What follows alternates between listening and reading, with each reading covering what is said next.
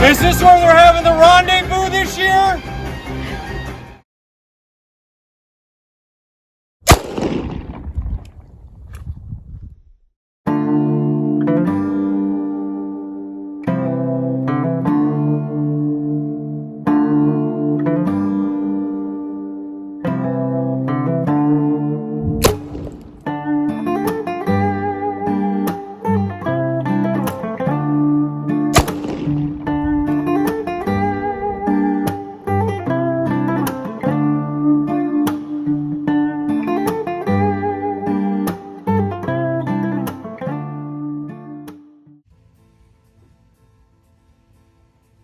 Welcome back, ladies, gentlemen, and MBs, and thank you for tuning back into St. Andrew TV, a cure for your Monday blues.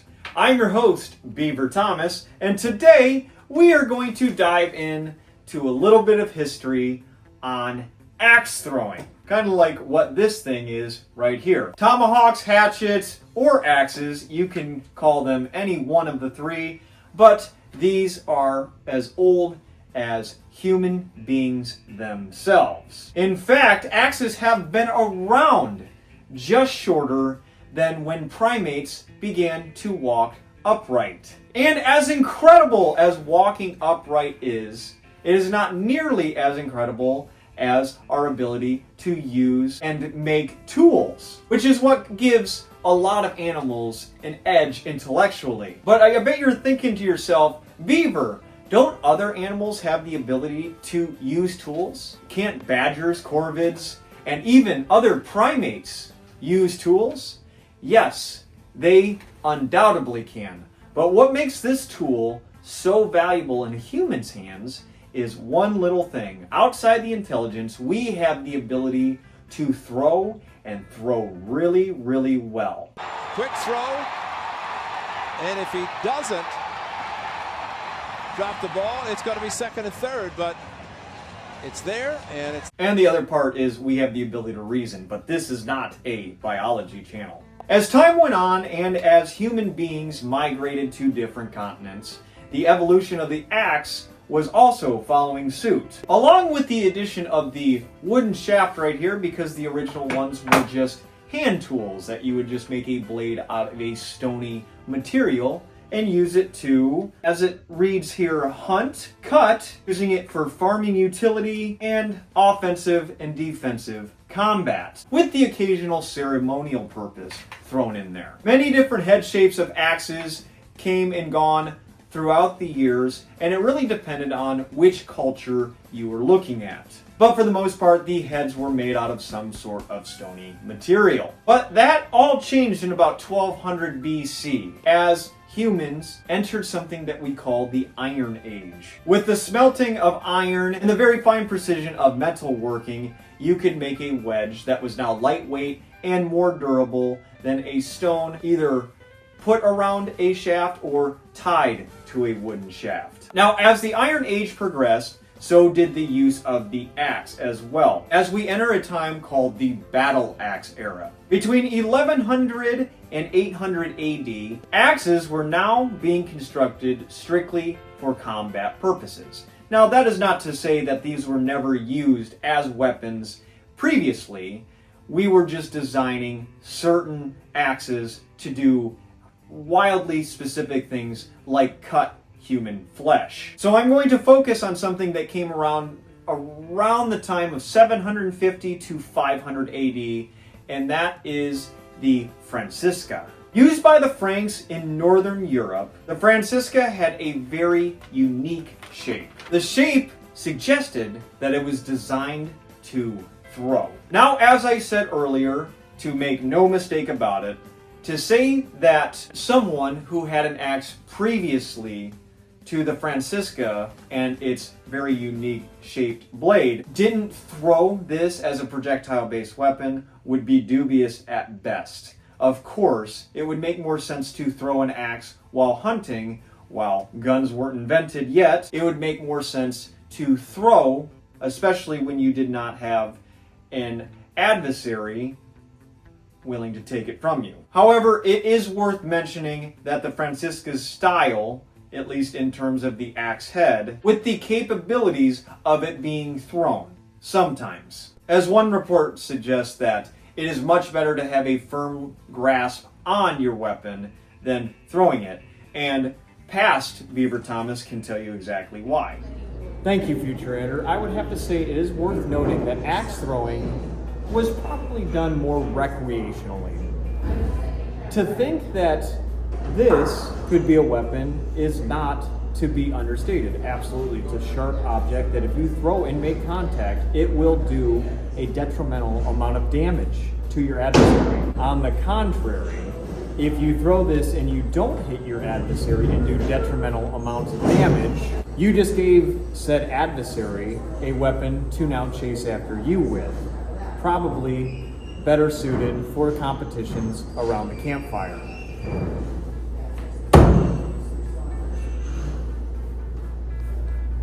Well said, Beaver. Now, speaking of the recreational purposes that he brought up, it's almost like he foreshadowed and knew that this script was going to be written. Recreation did come into play with the evolution of said axe. This is where contests were formed, informally or formally, where a participant would engage in friendly or competitive spirits, showing off their precision with a deadly weapon. Now, shifting gears and changing continents over to North America, the same history roughly applies, with the exception of it being a tad later, as the indigenous peoples of North America were not much into metalworks in terms of smelting. They, of course, harvested metals such as copper, but it was more crudely hammered out to make things such as jewelry. The indigenous peoples of North America never really had their own Iron Age. That is until the European settlers made first contact. The practice of combat with a handheld weapon was seen as an art by indigenous peoples and frontiersmen alike, as well as the competitions, formal or informal, that came of it. From the Revolutionary War, when it was used as a sidearm, to ceremonial purposes that were conducted within the native nations, all the way up to the lumberjack competitions of the 19th and 20th century. Axes and the practice of throwing them has become somewhat popularized throughout the years. Not only at your local mountain man rendezvous, but there are a couple professional leagues dedicated to the practice known as axe throwing. Same goes for normal civilians in the popularity there. Some can have a hatchet like this and throw it in private, or others can go to a facility where it offers said services where you can pick up an axe and throw it at a big hunk of wood, which is what I did at Lane Park in Scottsdale, Arizona. Now, before I get into Beaver Thomas's adventures at Lane Park, that pretty much concludes the history portion of axe throwing. I hope it was informative, but the next part is a tale of unexpected greatness. We entered the day deciding to have a competition of axe throwing. As I said earlier, we went to Lane Park in Scottsdale, which offers the practice of tomahawk throwing, axe throwing, hatchet throwing, you name it. It was a sharp wedged weapon, and you got to hurl it at a wall made of wood, hopefully making it stick. Our guide was named Christian that day, and he assisted us in the proper way to throw said hatchet. And he comes into play a little bit later with the accidentally found greatness with that day. So as you can see from the target right here, 3 circles. You can see a red circle, so if you get the hatchet within the red, it is 1 point. Within the blue, it is 3 points, and within the black, it is 5 points. And those green dots up in the corner, which I had no idea at the time, are worth 7 points. At least a portion of your axe has to be in for it to count for said points. So I started off with a bang. Are you gonna do an intro? Not that clip, the other clip. That's better. Now, with me warming up in the first sequence, I was trying to channel my inner Jim Bridger, my inner Jedediah Smith, but I was still trying to figure out the rotation and the velocity to make it stick, however, with the touch to put it precisely where I want it. That is also where I noticed that the scoring system was kept track on an invention from Kit Carson. Oh, what on earth is this? Is this the thing that Kit Carson was talking about? That's my name, but it's not coming from anywhere. Now, as the throws persisted, I kept getting more and more dialed in, but I did not know I was on the cusp of greatness. The next 10 throws, however, would cement me in Arizona Territory history. As I'm not going to have much commentary, I'm going to show you the next 10 throws with some cuts so you don't see me walk up and grab the hatchet, but we can count out the points together.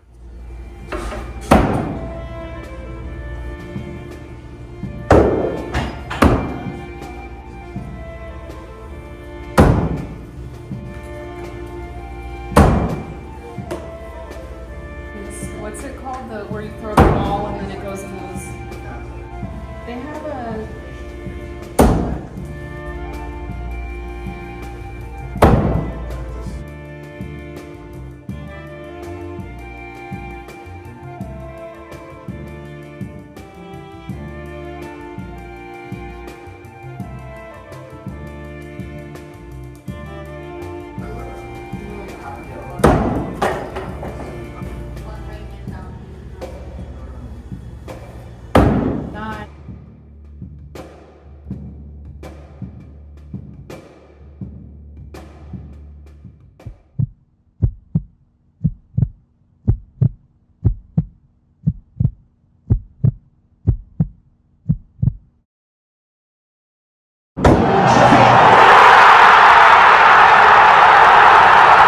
According to Christian, he's only seen 40 on 10 throws. What is Beaver Thomas? What's that score say for Beaver Thomas? Get it closer. 41, high score. Beaver Thomas, Jim Bridger sucks ass. 41 points. And I have it on camera, like you see here, so I can prove that that was the score that I had, and actually Christian watched me through my whole routine. He can confirm that that is my score. To date, to my knowledge, I am the record holder at Lane Park in Scottsdale, possibly in Arizona Territory. I don't know. Cannot confirm nor deny. That is the quest of accidental greatness that I stumbled across. And Mr. Thomas from the past has another thing that makes this little event all the more special. And not to mention, I'm incapacitated. We got a bad Achilles. This record at Lane Park today is the equivalent, if not surpassing, Jordan's flu game. I talked to patrons around the surrounding area, and they said yes, it is equally as impressive, if not more impressive, than Jordan's flu game. Obviously, this is a little bit of hyperbole on my part, because I just wanted to give the history of axe throwing, because it is a popular, informal sport that you can now do pretty recreationally in terms of like modern day society. It's pretty cool that, you know, the urbanization of axe throwing is now a part of what could be a pretty boring weekend. You could pay about $20 and go have an hour of fun, and you could relive some history by doing that. You don't need to go out and buy an $80 hatchet like I did. I went to Lane Park. They were very accommodating to me and my party, because I was going there with the intention of filming, and I don't really have a place to throw axes. So a big thank you to them, and also a big thank you to the man named Christian who assisted us over the course of the evening. He was very pleasant. We talked a lot of history. I appreciate the tips and tricks to the hatchet throwing. Like I said, they had hospitality, and they had no issues with me bringing some film equipment to set up behind me while I, made this video. Both parts of participation are greatly appreciated, especially from an old frontiersman in the early 1800s. With all of that out of the way, I appreciate people for getting this far in the video, whether you were here for the history or the athletics at the end of the video. If you got this far, I do appreciate it. Please leave a like if you've enjoyed today's video, or leave me a comment stating what you liked, or tell me what I should do next. I, as well as St. Andrew TV, have a Patreon that is linked down in the description field below, or it should be appearing at the bottom of your screen right here. Myself and St. Andrew TV do not take ads or sponsorships on this channel to ensure that the content remains organic. I do not, nor does Andrew, want any external influences telling us what we can and can't do, what topics we can or can't cover. The ideas come from me, Andrew, and the beautiful minds of our collective community members that are now 60,000 strong. So if you'd like to continue to support the channel, please feel free to go to the Patreon link down in the description and leave a donation, but only if your means allow you to do so. Feel no obligation, as the content on YouTube will forever remain free. By you sharing, subscribing, or liking the video is damn sure good enough for me, and I can safely assume that it's damn sure good enough for St. Andrew. Thank you to everyone who has subscribed as of late, but for those of you who are not subscribed and happen to come across this video or this channel, maybe because you wanted to learn about the history of the axe and why we practice throwing them, either for combat purposes or just for recreation. Maybe you just wanted to see me in my athletic prime at 31 years young. Or maybe you're tired of all the dad jokes and you're going to axe me to stop. Think about hitting that subscribe button, because you're a daisy if you do.